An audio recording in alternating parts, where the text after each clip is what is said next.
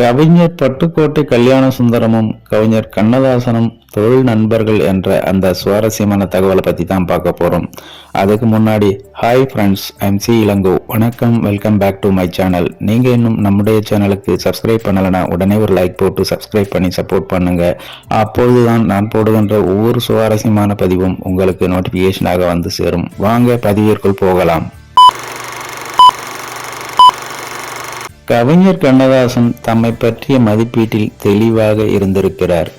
தான் முதலாக எழுதிய பாடல் அப்படியொன்றும் சிறப்பானதில்லை என்றாலும் அதை பெருந்தன்மையாக ஏற்றுக்கொண்டதன் வழியாக இயக்குனர் கே. ராம்நாத் தமக்கு வாழ்வளித்தார் என்றே குறிப்பிடுகிறார்.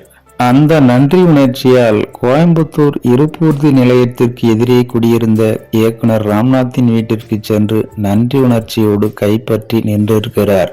நீங்கள் எழுதிய பாடல் உண்மையிலேயே நன்றாகத்தான் இருந்தது என்று அவர் சொன்னதுதான் நான் செய்த பாக்கியம் என்றும், முதலில் எழுதப்பட்ட பாடல்கள் ஏற்கப்பட்டதால் ஊக்கம் பெற்று அடுத்தடுத்த வாய்ப்புகளில் நல்ல பாடல்களை எழுத முடிந்தது என்கிறார் கவிஞர் கண்ணதாசன்.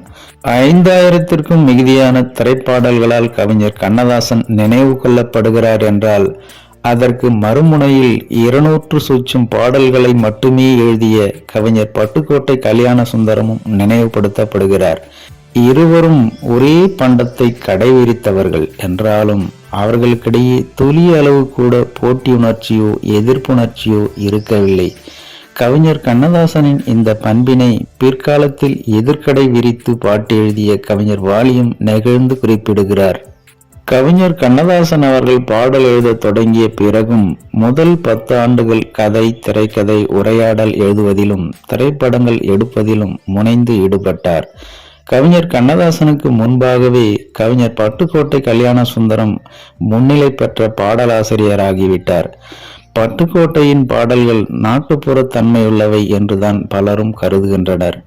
ஒரே இசைப்பாடலில் பயிலும் சொற்கள் இவ்வளவு அடர்த்தியாய் இருக்க வேண்டும் என்று ஒரு அளவுகோல் வைத்தால் அதில் கவிஞர் பட்டுக்கோட்டை கல்யாண சுந்தரம் முன்னிலை பெறுவார். சொல் வளத்தால் ஆன கவிதை கருத்துக்கள் அவருடையவை.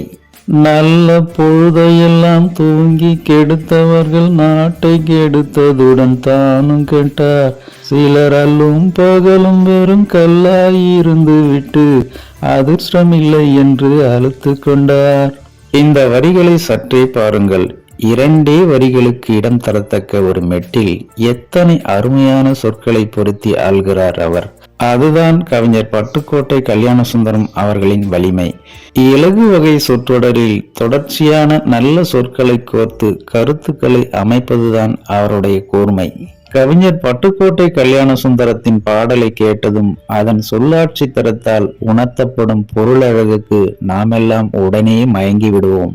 வெறும் 200 சொச்ச பாடல்களை மட்டுமே எழுதிய நிலையில் தமிழ் திரையுலகின் தவிர்க்க முடியாத பாடலாசிரியர் ஆனார் என்றால், கவிஞர் பட்டுக்கோட்டை கல்யாண சுந்தரத்தின் ஆற்றல் அவ்வளவு எளிமையானதாகவா இருக்க முடியும்? வாடிக்கை மறந்ததும் ஏனோ என்ற ஒரு பாடலில் இத்தனை நற்சொற்களை ஆள முடியுமா என்ற வியப்பு ஏற்படுகிறது. தனி கவிதையாக எழுதப்படுவற்றில் கூட உள்ளீடு இல்லாத பல சொற்களை கடக்க நேர்கிறது. ஓர் இசைப்பாடலில் அவ்வாறு ஆள்வது எளிதானது அன்று. காந்தமோ இது கண்ணொளிதானோ, காதல் நதியில் நீந்திடும் மீனோ, கருத்தை அறிந்தும் நாணம் ஏனோ, பொறுமை இழந்திடலாமோ, பெரும் புரட்சியில் இறங்கிடலாமோ, நான் கருங்கல்லு சிலையோ, காதல் எனக்கில்லையோ, வரம்பு மீறுதல் முறையோ என்னும் கவிஞர் பட்டுக்கோட்டை கல்யாண சுந்தரத்தின் வரிகளை படித்து பார்த்தால் சொல்வளத்தால் சொக்கிய நிலையை அடைகிறோம். கவிஞர் பட்டுக்கோட்டை கல்யாண சுந்தரம் வரகவியை போல் பாடல் வரிகளை சொல்லும் திறமையை பெற்றிருந்தார். கொக்கர கொக்கரக்கோ சேவலே, கொந்தளிக்கும் நெஞ்சிலே கொண்டிருக்கும் அன்பிலே, அக்கறை காட்டினால் தேவலே, குப்பையை கிளறிவிடும் கோழியே, கொண்டிருக்கும் அன்பிலே 2 3 என்று நீ கண்டதும் இல்லையோ வாழ்விலே என்ற பாடலுக்கு வேண்டிய பதங்கள் வழுக்கி வந்து விழுகின்றன. பாடல் எழுதியதற்கு தர வேண்டிய தொகை மீதத்தை வாங்குவதற்காக திரைப்பட முதலாளி அலுவலகத்திற்கு சென்றபோது அந்த திரைப்பட முதலாளி வெளியே நிற்கும்படி சொல்லியிருக்கிறார். உடனே சினந்து அவர் எழுதிய வரிகள் அதற்கு கட்டியம் கூறுகின்றன. தாயால் பிறந்தேன், தமிழால் வளர்ந்தேன், நாயே நேற்றுன்னை நடுவீதியில் சந்தித்தேன், நீ யார் என்னை நில்லென்று சொல்ல என்று ஒரு துண்டுச்சீட்டில் எழுதி கொடுத்துவிட்டு வந்துவிட்டாராம் கவிஞர் பட்டுக்கோட்டை கல்யாண சுந்தரம். பாட்டு கட்டுபவரின் சின்ன சொல்லை பெறலாமோ? புலவன் என்பவன் கலைமகள் நடமாடும் நாவினன். பின்னாடியே ஓடி வந்த அந்த திரைப்பட முதலாளி பணத்தை கொடுத்து பொறுத்தருள கேட்டுக்கொண்டாராம்.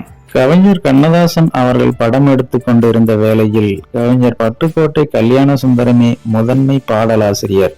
பட்டுக்கோட்டைக்கும் கண்ணதாசனுக்கும் இடையே மதிப்புடைய நட்பும் இருந்திருக்கிறது. இலக்கிய பாங்குடைய சூழலுக்கு பாட்டெழுத வேண்டுமென்றால் கண்ணதாசனால் தான் இது முடியும், அவரை அழையுங்கள் என்று பட்டுக்கோட்டையார் கிளம்பிவிடுவாராம். நாட்டுப்புற தன்மையுள்ள பாடல் வேண்டுமென்றால் இப்பாடலுக்கு பட்டுக்கோட்டையாரை அழைத்து கொள்ளுங்களேன் என்று கவிஞர் கண்ணதாசனும் பரிந்துரைப்பாராம். அவ்வாறு இருவரும் சொன்ன பிறகு, நீ போனால் போ, நான் வேறு ஆளை எழுதச் சொல்லுவேன் என்று இன்று கூறுவதைப் போல் அந்த காலத்தில் கூற மாட்டார்கள். கவிஞரே சொல்லிவிட்டார், அப்படியே செய்வோம் என்று அவர்களுடைய வாய்மொழியை தலைமையில் வைத்து கொண்டாடுவார்கள்.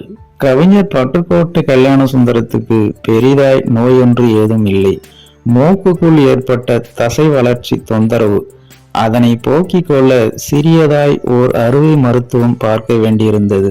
அந்த மருத்துவத்துக்கு முன்பின் பட்டறிவில்லாத மருத்துவர் ஒருவரை நாடியதுதான் பட்டுக்கோட்டையார் செய்த தவறு. மூக்கு அறுவையின் போது மூளைக்கு செல்லும் நரம்பொன்றை அசைத்து இழுத்து விட்டாராம் அந்த மருத்துவர். மூளைக்கு செல்லும் அந்த நரம்பில் சீழ் தோன்றிவிட்டது.